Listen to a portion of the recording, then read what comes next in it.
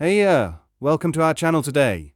Hey fellow Redditors, buckle up because today's tale is a blend of Beethoven and a conspiracy theory. My life has recently begun to sound like a thriller movie or maybe a bad soap opera, complete with background music, piano music to be precise.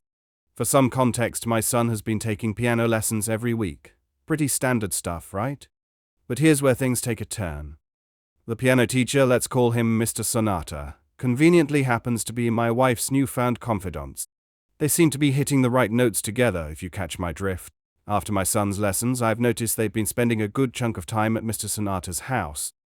My wife insists it's because our son loves playing with Mr. Sonata's kids. Seems innocent enough, yet this would imply my wife and Mr. Sonata are in the house alone as his wife is conveniently at work. This scenario strikes a dissonant chord in my brain, not because I inherently distrust them, but because it's an unusual situation. The plot thickens. One day, our son made a comment that they were late because Mom spent a lot of time in their bathroom. Now, for the record, my wife would sooner face a grizzly bear than do a number 2 at someone else's house. So, what could she be doing in there? Perhaps discussing the profound nature of life or the chaos of existence? Unlikely, but one can hope. Decided to play a bit of Sherlock and asked my wife about her extended bathroom sojourns. Rather than a clear response, I was met with noticeable tension. Imagine my surprise. This isn't a Dostoevsky novel, it's real life. But her reaction was telling. The piste assistance was when I brought up Mr. Sonata's wife. Now, according to my wife, Mrs. Sonata is never around during these extended visits because of her job. Odd, isn't it? Their lessons are at 1:30 p.m., but Mrs. Sonata doesn't return until the evening. Either she's a secret agent or something doesn't quite add up. Now, I'm not about to rush to conclusions. But there's a fine line between intuition and paranoia. It's easy to fall into the chaos of distrust, especially when fueled by subtle hints and vague events. But the pursuit of truth is essential before jumping to conclusions or burning bridges. One must investigate, understand, and then make an informed decision. This whole situation is a bigger mystery than why people watch 5-hour Twitch streams of someone just sleeping. I'm going to keep digging, Reddit. Not in a creepy lurking in the shadows kind of way, but in a genuine pursuit of truth way. Wish me luck or just send piano song recommendations.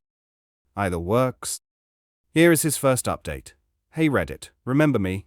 The guy suspicious of his wife's mysterious piano lessons. Well, the plot has thickened more than a bowl of oatmeal, and boy do I have an update for you. Not one to let mysteries fester, I took some advice from the espionage greats, went James Bond, minus the dashing good looks and martinis, and got myself a tiny audio recorder, long battery life and everything. I know it's sketchy, but desperate times call for desperate melodies. I managed to slip it into an inside pocket of my son's backpack, hoping for some insight into these post-lesson hangouts. So, the deed was done, the trap was set, and I waited. The tension was palpable, like waiting for the bass drop in a song you've never heard before. The next day at work, with the giddy excitement of a child unwrapping presents, I locked my office door and downloaded Audacity. For the uninitiated, it's a free audio editing software and quite intuitive for newbies like me. With bated breath, I began to sift through the recordings, enhancing muffled audio here and there. Laughter, chit-chat, and benign conversations initially filled the airwaves, nothing too concerning. However, midway through, there was an abrupt silence, the ominous kind. It felt like the quiet before a storm, and I braced myself. Suddenly, the serene ambience was shattered by a cacophony on the piano. Imagine pressing every key with immense force. Was it an avant-garde performance? Did someone trip? I could only speculate. But then I heard that sound, a moan, a gasp, and the sound of what seemed like 2 people in a hasty exit. My heart raced, my stomach turned, and a bitter taste filled my mouth. The clarity I sought came crashing down, confirming my worst fears. Now, I'm not a man of blind rage, but the need for confrontation and, dare I say, revenge coursed through my veins. I'll admit, Reddit, I'm at a loss. The weight of betrayal is heavy, and while revenge might be a dish best served cold, I'm burning up. What's next? A confrontation, certainly, but after that, only time will tell. Here are 2 responses that he received. Response 1. Hey up. I understand how damning that recording might seem, and your feelings of betrayal and hurt are valid. However, I would still suggest not jumping to immediate conclusion. Audio can be misleading, especially without context. It might be best to approach your wife calmly, share your concerns and the evidence you've collected, and listen to her side of the story. There could be explanations you haven't considered. Making hasty decisions based solely on a few ambiguous sounds might lead to regret later. Be sure of everything before taking any drastic steps. Response 2. Referencing the previous comment here, but honestly, there's no jumping to conclusions. The conclusion just slapped up in the face. Made it sound like she's cheating, and it's as clear as day.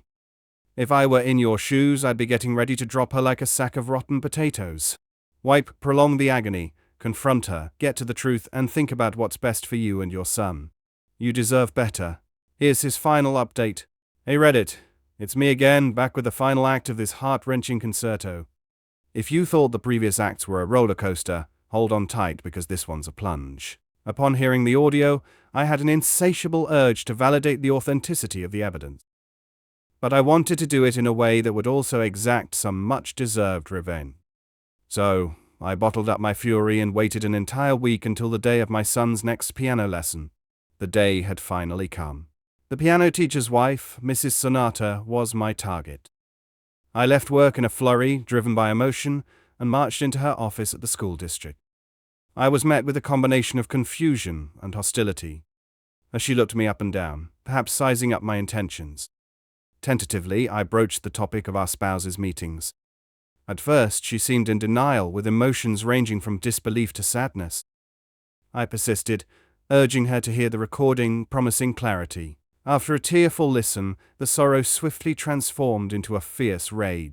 It seemed we had unwittingly formed an alliance in heartbreak and anger. The next moments were a blur.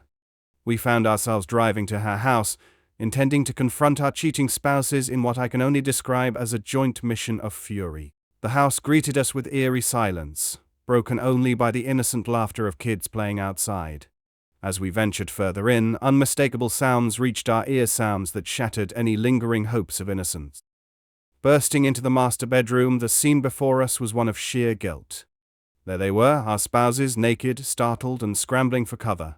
A maelstrom of emotions swirled inside me, anger being the most dominant. The room exploded in chaos, Mrs. Sonata hurling objects at her husband while I unleashed a torrent of words on my wife. In a fit of misplaced anger, the piano teacher threw something, accidentally hitting me. Red with rage, I couldn't restrain myself. I unleashed a flurry of blows onto him, ensuring he felt every ounce of pain I did. I somehow managed to keep the shots to his body, thinking of the children and how they didn't need to see their father with a messed-up face.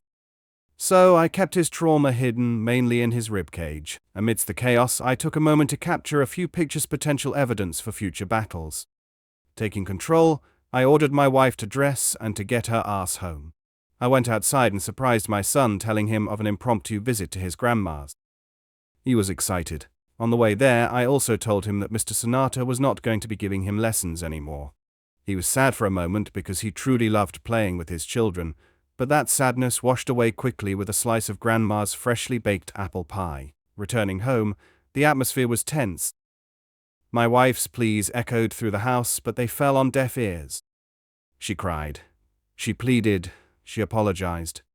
I told her to shut her filthy mouth, and then I dialed my lawyer's number right there and then, kick-starting the end of our union. The wheels of the divorce process had begun to turn. She moved in with her mother, having been a stay-at-home wife. Alimony was inevitable, and while I lamented its necessity, it was a price to pay. Looking back, I muse on the prudence of prenuptial agreements, the follies of youth, I suppose. Had I known, but when you're young you never think of your world turning into a nightmare such as this. Mrs. Sonata divorced her husband as well. She called me one day and told me how she tried to get them into counseling and to keep their family together. But in the end he was an ass, and so she just insisted on a divorce. As the dust settled in my life, custody of our son was equally shared. Each exchange is marked by polite indifference.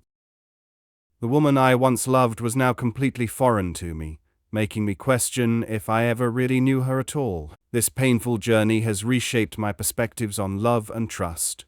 And while the future remains uncertain, one thing is clear. I'll be wary of piano lessons.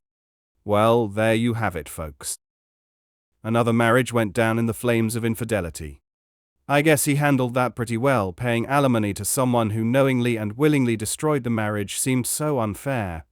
It seems as if the court systems treat some aspects of marriages like hard contracts, while other items are treated as if they don't carry any weight at all. Thank you so much for tuning in to watch our story unfold. Your support means the world to us. Stay tuned for more captivating content in the future. If you enjoyed our journey, don't forget to hit that like button, share it with your friends, and subscribe to stay updated on our upcoming adventures. See you next time, and thanks again for being a part of our community.